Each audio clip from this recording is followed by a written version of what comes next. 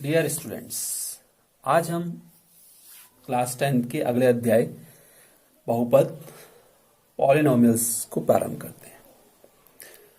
आइए सबसे पहले जानते हैं बहुपद क्या होते हैं। ऐसे बीजीय व्यंजक को बहुपद कहते हैं जो निम्न शर्तों को पूरा करते हैं।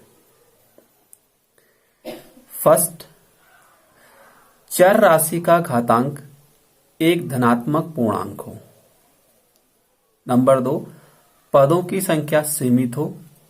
नंबर 3, प्रत्येक पद में चर राशि का गुणांक एक वास्तविक संख्या हो। ऐसी राशियां बहुपद कहलाएंगी जो निम्न 3 शर्तों को पूरा करती होंगी। फिर है हमारा बीजीय व्यंजक। बीजीय व्यंजक और बहुपद में अंतर जानना बहुत जरूरी है। कुछ निश्चित चर तथा अचर राशियों के योग, अंतर, गुणन, भाग इत्यादि के संयोग से बने पद को बीजीय व्यंजक कहते हैं। कहने का मतलब यह है कि जहां पर चर और अचर राशियों का योग, अंतर, गुणन, भाग कुछ भी हो, वह सारे पद हमारे बीजीय व्यंजक होंगे। लेकिन कोई बीजीय व्यंजक बहुपद तभी होगा जब उसकी घात एक धनात्मक पूर्णांक हो, पदों की संख्या फिक्स हो और प्रत्येक पद में चर राशि का गुणांक एक वास्तविक संख्या हो। अर्थात प्रत्येक बीजीय व्यंजक बहुपद नहीं होता, जबकि प्रत्येक बहुपद एक बीजीय व्यंजक होता है। कारण इसका, क्योंकि बीजीय व्यंजक में चर की घात कोई भी संख्या हो सकती है, पदों की संख्या कुछ भी हो सकती है और गुणांक भी कुछ भी हो सकता है। बहुपद के लिए इन तीनों कंडीशनों का होना अत्यंत आवश्यक है। अब बहुपद, जैसे हमने कक्षा 9 में पढ़ा था, बहुपद के मानक रूप। किसी बहुपद को चर x की घातों के अवरोही क्रम में लिखा जाता है। अवरोही या आरोही किसी भी क्रम में हम लिख सकते हैं, तो वह बहुपद का मानक रूप होता है। जैसे यहां पर हमने ax प्लस बी को लिया है, ax square plus B X plus C और 5x cube minus 2x square plus 3x plus 8। ये तीनों ही हमारे बहुपद हैं, क्योंकि तीनों में पदों की संख्या फिक्स है।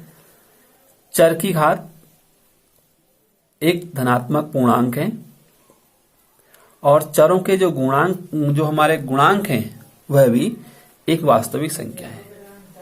पहला हमारा 2 पदी है और एक घातीय है, और जो बहुपद हमारे एक घातीय होते हैं वह रेखिक बहुपद कहलाते हैं। यह हमारा 3 पद वाला है, 1 2 3, घात 2 है, तो यह द्विघातीय और 3 पदों का है। तीसरा एग्जाम्पल, ये 3 घात का है और पदों की संख्या इसमें अधिकतम है 4। तो इस प्रकार से ये हमारे कुछ बहुपदों के एग्जाम्पल थे। ये तीनों ही हमारे बीजीय व्यंजक भी हैं। लेकिन अगर किसी में यहीं पर अगर हम फॉर एग्जाम्पल ax की पावर 1/2 कर दें, तब वह बीजीय व्यंजक तो होगा लेकिन बहुपद नहीं होगा, क्योंकि चर की घात एक पूर्ण धनात्मक पूर्ण संख्या नहीं होगी, परिमेय संख्या होगी। इस कारण वह बीजीय व्यंजक तो होगा लेकिन बहुपद नहीं होगा। तो इस प्रकार से यह हमें क्लियर हो गया। फिर अगली प्रश्नावली से संबंधित हमारे कुछ महत्वपूर्ण तथ्य हैं। किसी बहुपद के शून्यंकों और गुणांकों में संबंध। जैसे हमने कक्षा 9 में भी पढ़ा था, शून्यंक क्या होते हैं? शून्यंक हमारे वह अंक होते हैं जो किसी बहुपद में रखने पर उस बहुपद को शून्य कर देते हैं। अगर कोई बहुपद जितने घात का होगा उसके उतने ही शून्यंक होंगे। जैसे px बराबर ax प्लस बी एक घातीय है, इसका एक ही शून्यंक होगा और वह होगा माइनस के b अपॉन ए। फिर पी एक्स यानी पॉलिनोमियल ऑफ एक्स लिया हमने, A X square plus B X plus C द्विघाती है, इसके दो शून्यंक होंगे अल्फा व बीटा। तब इसके शून्यंकों का योग बराबर होगा माइनस बी अपॉन ए। बी जहां पर एक्स का गुणांक है और ए एक्स स्क्वायर का गुणांक है, तो शून्यंकों का योगफल बराबर माइनस बी अपॉन ए होगा। शून्यंकों का गुणनफल बराबर होगा सी अपॉन ए, यानी कि अचर राशि जो है अपॉन एक्स स्क्वायर का गुणांक। तीसरा हमारा P X polynomial of X त्रिघाती है। त्रिघातीय होने के कारण इसके तीन शून्यंक होंगे। मान लिया हमने अल्फा बीटा व गामा है, तब शून्यंकों का योगफल बराबर माइनस बी अपॉन ए। यहां पर बी एक्स स्क्वायर का गुणांक होगा और ए एक्स क्यू का गुणांक होगा। फिर दो दो मूलों के गुणांकों का योगफल, दो दो मूल लिए हमने, alpha beta beta gamma plus gamma alpha बराबर सी अपॉन ए, और तीनों गुणांकों का योगफल हो जाएगा माइनस के डी अपॉन ए। अल्फा बीटा गामा बराबर माइनस के डी अपॉन ए। फिलहाल इसकी पहली प्रश्नावली को समझते हैं। जो हमारी पहली प्रश्नावली है बिल्कुल आसान है, केवल इसमें 6 पार्ट है, ग्राफिकल है ये। इसने हमें दिया है किसी बहुपद के पी एक्स के लिए y बराबर पी एक्स का ग्राफ नीचे दिया गया है। 6 ग्राफ हमें दिए हैं। पी एक्स का मतलब हो गया पॉलिनोमियल ऑफ एक्स।